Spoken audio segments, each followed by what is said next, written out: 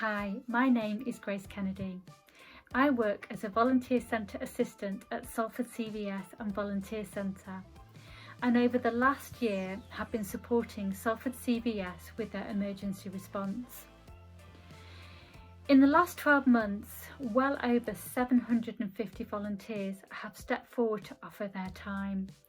And if you think about it, 750 volunteers alone, that is pretty amazing. Of course, it's taken us at the Volunteer Centre time to go through appropriate checks with each one, and more importantly, to ensure that they are personally safe to volunteer in that role. However, once confirmed, a volunteer was held on our database and contacted when an appropriate role comes up. Many volunteers have remained active throughout the whole period, but we've seen some volunteers come and go as they've returned to work.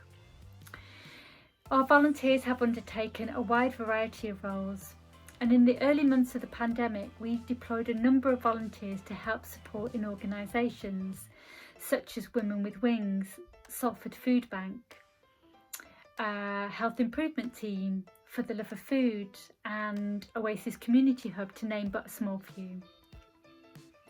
Roles can change from month to month depending on the current needs, and as we move forward, we found that volunteers became involved with things like the delivery of school meals, the collection of oximeters, they helped promote government advice on social media, and they even delivered hampers on Christmas Day, and that in itself is pretty amazing. Me personally, at the moment, I take things very much on a day-to-day basis and respond to what's currently going on. But I took some time recently to look back over the last 12 months, and I have to say I'm in complete awe up to what our volunteers have been up to and all the stuff that they've done. So our volunteers are important to us, and finding space to connect with them when everyone's so busy has been a challenge. You know, we send out regular updates, we've sent out thank you certificates for everybody who stepped forward to volunteer, and we even made time to celebrate specific contributions at our virtual Heart of Salford Awards. So I recently sent a message to our active volunteers to see how they were getting on.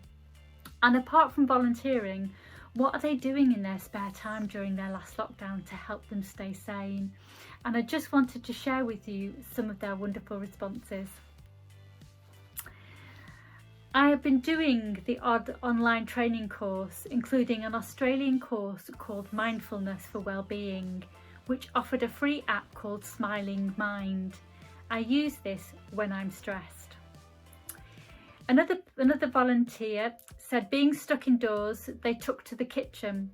They subscribed to a food and recipe delivery box service, which got them together more in the kitchen.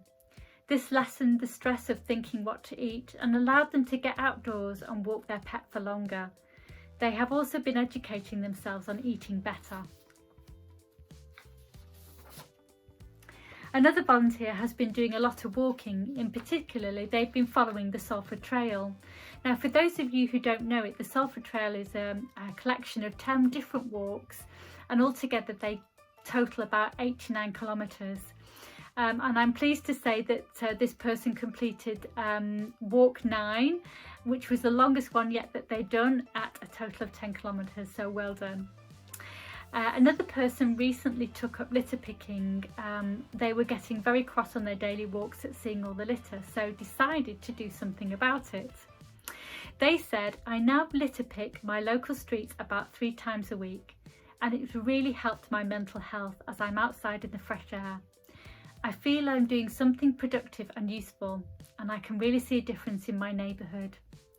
I see a lot of people doing the same, and hopefully soon the streets of Salford will be litter free and we can take pride in our area.